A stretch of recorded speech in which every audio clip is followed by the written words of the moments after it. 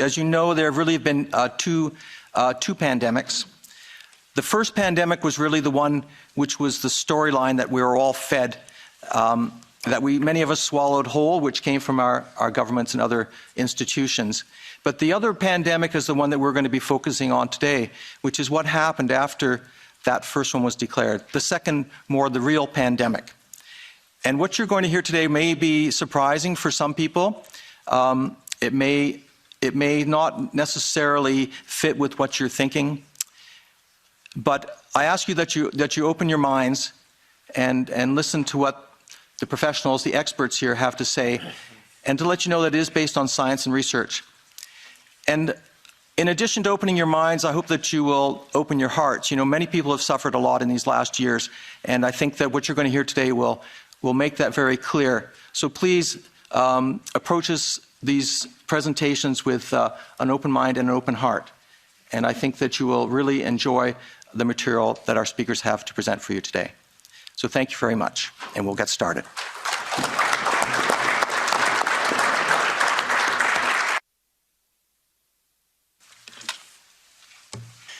It is a particularly interesting location for me to be sitting today, given that over a decade ago I sat in this very chair right here in the European Union Parliament. And at that time I warned the world of what was coming. During that conversation that was hosted at the time by the Green and EFA and a number of the other parties of the European Union's various representations, we were having a conversation on whether Europe should adopt the United States policy of allowing for the patents on biologically derived materials. And at the time, I urged this body, and I urged people around the world, that the weaponization of nature against humanity had dire consequences.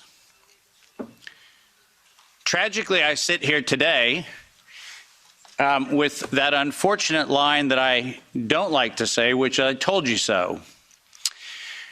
But the fact of the matter is, we're here not for a reprisal on past decisions. We're here to actually, once again, come to the face of the human condition and ask the question, who do we want to be?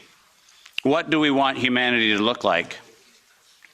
And rather than seeing this as an exercise in futility, which is very easy from time to time when you're in the position I'm in, I actually see this not as an exercise in futility. I see this as one of the greatest opportunities that faces us, because we now have a public conversation, which is now front and center in people's minds. When this was an esoteric conversation about biological patents, nobody cared. But when that conversation came home, then it became something people can care about. So I'm actually quite grateful for this opportunity. I thank the members of Parliament for hosting this. I thank all of the translators who, I apologize in advance. I will use terminology that is probably very difficult to translate, so my apologies. And I'd also like to acknowledge the fact that many of you are aware of my involvement with this, in large part due to the amazing work of my wonderful wife, Kim Martin, who encouraged me at the very early days of this pandemic to get on front of the camera and talk about all the information that I had been sharing among very small groups around the world. And it was, in fact, her encouragement that put me in a place where many of you have heard what I have to say. Ironically, the world that I came from, that used to be very popular, my CNBC and Bloomberg presentations, which were televised on mainstream media around the world, was an audience that I lost. I can confidently say COVID diminished my fame. But I can also confidently say that I'd rather stand among the people with whom I'm standing today than any of the folks that were part of that previous world. So this is a much better place to be. My role today is to set the stage for this conversation in a historical context, because this did not come in the last 3 years. This did not come in the last 5 or 6 years. This actually is an ongoing question that probably began here in Europe in the early stages of the mid-1900s, but certainly By 1913, 1914, this conversation started right here in Central Europe. The pandemic that we alleged to have happen in the last few years also did not happen overnight. In fact, the very specific pandemic using coronavirus began in a very different time. And we'll try to advance the slides here with one of these things. Oh, there we go. Most of you don't know that coronavirus as a model of a pathogen was isolated in 1965. Coronavirus was identified in 1965 as one of the first infectious replicatable viral models that could be used to modify a series of other experiences of the human condition. It was isolated once upon a time associated with the common cold. But what's particularly interesting about its isolation in 1965 was that it was immediately identified as a pathogen that could be used and modified for a whole host of reasons. And you heard me correctly, that was 1965. And by the way, these slides are public domain. You're welcome to look at every single reference. Every comment that I made is based on published material, so do make sure that you look at those references. But in 1966, the very first COV coronavirus model was used as a transatlantic biological experiment in human manipulation. And you heard the date, 1966. I hope you're getting the point of what I'm saying. This is not an overnight thing. This is actually something that's been long in the making. A year before I was born, we had the first transatlantic coronavirus data sharing experiment between the United States and the United Kingdom. And in 1967, the year I was born, we did the first human trials on inoculating people with modified coronavirus. Isn't that amazing? 56 years ago, the overnight success of a pathogen that's been 56 years in engineering. And I want that to chill with all of you. Where were we when we actually allowed, in violation of biological and chemical weapons treaties, where were we as a human civilization when we thought it was an acceptable thing to do to take a pathogen for the United States and infect the world with it? Where was that conversation? And what should have been that conversation in 1967?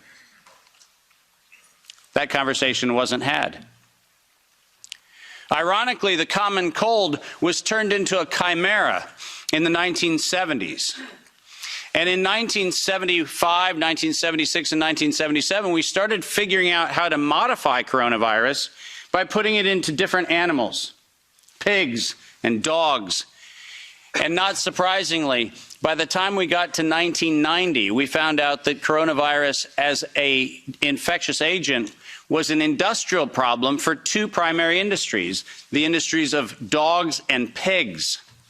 Dog breeders and pigs found that coronavirus created gastrointestinal problems, and that became the basis for Pfizer's first spike protein vaccine patent, filed, are you ready for this, in 1990. Did you hear what I just said? 1990. Operation Warp Speed? I'm sorry. Where's the warp and the speed? Pfizer, 1990, the very first spike protein vaccine for coronavirus. Isn't that fascinating? Isn't it fascinating that we were told that, well, the spike protein is a new thing. We just found out that that's the problem. No. As a matter of fact, we didn't just find out it was not just now the problem. We found that out in 1990 and filed the first patents on vaccines in 1990 for the spike protein of coronavirus. And who would have thought? Pfizer. Clearly the innocent organization that does nothing but promote human health. Clearly Pfizer. The organization that has not bought the votes in this chamber and in every chamber of every government around the world. Not that Pfizer. Certainly they wouldn't have had anything to do with this. But oh yes, they did. And in 1990, they found out that there was a problem with vaccines. They didn't work. You know why they didn't work? It turns out that coronavirus is a very malleable model. It transforms and it changes and it mutates over time. As a matter of fact, every publication on vaccines for coronavirus from 1990 until 2018, every single publication concluded that coronavirus escapes the vaccine impulse because it modifies and mutates too quickly for vaccines to be effective. And since 1990 to 2018, that is the published science, ladies and gentlemen. That's following the science. Following the science is their own indictment of their own programs that said it doesn't work. And there are thousands of publications to that effect, not a few hundred, and not paid for by pharmaceutical companies. These are publications that are independent scientific research that shows unequivocally, including efforts of the chimera modifications made by Ralph Baric in the University of North Carolina, Chapel Hill. All of them show vaccines do not work on coronavirus. That's the science. And that science has never been disputed. But then we had an interesting development in 2002. And this date is most important. Because in 2002, the University of North Carolina, Chapel Hill patented, and I quote, an infectious replication defective clone of coronavirus. Listen to those words, infectious replication defective. What does that phrase actually mean? For those of you not familiar with language, let me unpack it for you. Infectious replication defective means a weapon. It means something meant to target an individual, but not have collateral damage to other individuals. That's what infectious replication defective means. And that patent was filed in 2002 on work funded by NIAID's Anthony Fauci from 1999 to 2002. And that work, patented at the University of North Carolina, Chapel Hill, mysteriously preceded SARS 1.0 by a year. Dave, are you suggesting that SARS 1.0 wasn't from a wet market in Wuhan? Are you suggesting it might have come from a laboratory in the University of North Carolina, Chapel Hill? No, I'm not suggesting it. I'm telling you that's the facts. We engineered SARS. SARS is not a naturally occurring phenomenon. The naturally occurring phenomenon is called the common cold. It's called influenza-like illness. It's called gastroenteritis. That's the naturally occurring coronavirus. SARS is the research developed by humans weaponizing a life system model to actually attack human beings. And they patented it in 2002.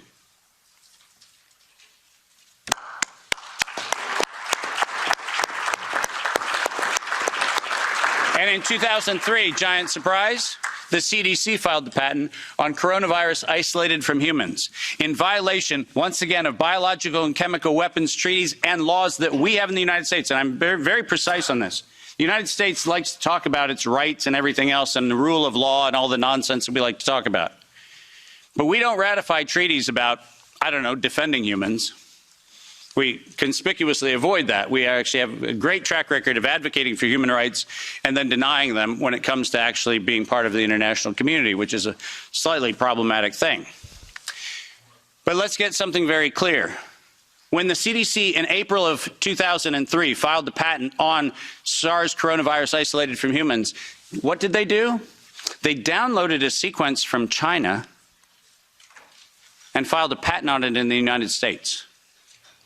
Any of you familiar with biological and chemical weapons treaties knows that's a violation. That's a crime. That's not an innocent oops. That's a crime. And the United States Patent Office went as far as to reject that patent application on 2 occasions until the CDC decided to bribe the Patent Office to override the patent examiner to ultimately issue the patent in 2007 on SARS coronavirus. But let's not let that get away from us, because it turns out that the RT-PCR, which was the test that we allegedly were going to use to identify the risks associated with coronavirus, was actually identified as a bioterrorism threat by me in the European Union sponsored events in 2002 and 2003, 20 years ago. That happened here in Brussels and across Europe. In 2005, this particular pathogen was specifically labeled as a bioterrorism and bioweapon platform technology. Described as such. That's not my terminology that I'm applying to it. It was actually described as a bioweapons platform technology in 2005. And from 2005 onwards, it was actually a biowarfare enabling agent, its official classification from 2005 forward. I don't know if that sounds like public health to you. Does it? Biological warfare enabling technology. That feels like not public health. That feels like not medicine. That feels like a weapon designed to take out humanity. That's what it feels like. And it feels like that because that's exactly what it is. We have been lured into believing that EcoHealth Alliance and DARPA and all of these organizations are what we should be pointing to. But we've been specifically requested to ignore the facts that over $10 billion have been funneled through black operations through the check of Anthony Fauci and a side-by-side ledger where NIAID has a balance sheet and next to it is a biodefense balance sheet equivalent dollar-for-dollar matching that no one in the media talks about. And it's been going on since 2005. Our gain-of-function moratorium, the moratorium that was supposed to freeze any efforts to do gain-of-function research. Conveniently, in the fall of 2014, the University of North Carolina, Chapel Hill received a letter from NIAID saying that while the gain-of-function moratorium on coronavirus in vivo should be suspended, because their grants had already been funded, they received an exemption. Did you hear what I just said? A biological weapons lab facility at the University of North Carolina, Chapel Hill, received an exemption from the gain-of-function moratorium so that by 2016, we could publish the journal article that said, SARS coronavirus is poised for human emergence in 2016. And what, you might ask, Dave, was the coronavirus poised for human emergence? It was WIV1, Wuhan Institute of Virology Virus 1. Poised for human emergence in 2016 at the proceedings of the National Academy of Sciences, such that by the time we get to 2017 and 2018, the following phrase entered into common parlance among the community. There is going to be an accidental or intentional release of a respiratory pathogen. The operative word, obviously, in that phrase, the word release. Does that sound like leak? Does that sound like a bat and a pangolin went into a bar in the Wuhan market and hung out and had sex and lo and behold, we got SARS-CoV-2? No. Accidental or intentional release of a respiratory pathogen was the terminology used, and 4 times in April of 2019, 7 months before the allegation of patient number 1, 4 patent applications of Moderna were modified to include the term accidental or intentional release of a respiratory pathogen as the justification for making a vaccine for a thing that did not exist. Keep going. If you have not done so, please make sure that you make reference in every investigation to the premeditation nature of this, because it was in September of 2019 that the world was informed that we were going to have an accidental or intentional release of a respiratory pathogen so that by September 2020, there would be a worldwide acceptance of a universal vaccine template. That's their words, right in front of you on the screen. The intent was to get the world to accept a universal vaccine template, and the intent was to use coronavirus to get there. And the last slide. This isn't advancing, so if I could have somebody do it. Let's read this, because we have to read this into the record everywhere I go. Until an infectious disease crisis is very real, present, and at the emergency threshold, it is often largely ignored. To sustain the funding base beyond the crisis, he said, we need to increase the public understanding for the need for medical countermeasures such as a pan-influenza or pan-coronavirus vaccine. A key driver is the media, and the economics will follow the hype. We need to use that hype to our advantage to get to the real issues. Investors will respond if they see profit at the end of the process. Sounds like public health? Sounds like the best of humanity? No, ladies and gentlemen, this was premeditated domestic terrorism stated at the proceedings of the National Academy of Sciences in 2015, published in front of them. This is an act of biological and chemical warfare perpetrated on the human race, and it was admitted to in writing that this was a financial heist and a financial fraud. Investors will follow if they see profit at the end of the process. Let me conclude by making 5 very brief recommendations. The last slide. Nature was hijacked. This whole story started in 1965 when we decided to hijack a natural model and decide to start manipulating it. Science was hijacked when the only questions that could be asked were questions authorized under the patent protection of the CDC, the FDA, the NIH, and their equivalent organizations around the world. We didn't have independent science. We had hijacked science. And unfortunately, there was no moral oversight in violation of all of the codes that we stand for. There was no independent, financially disinterested, independent review board ever impaneled around coronavirus, not once. Not once. Not since 1965. We do not have a single independent IRB ever impaneled around coronavirus. So morality was suspended for medical countermeasures. And ultimately, humanity was lost because we decided to allow it to happen. Our job today is to say, no more gain-of-function research, period. No more weaponization of nature, period. And most importantly, no more corporate patronage of science for their own self-interest unless they assume 100% product liability for every injury and every death that they maintain. Thank you very much.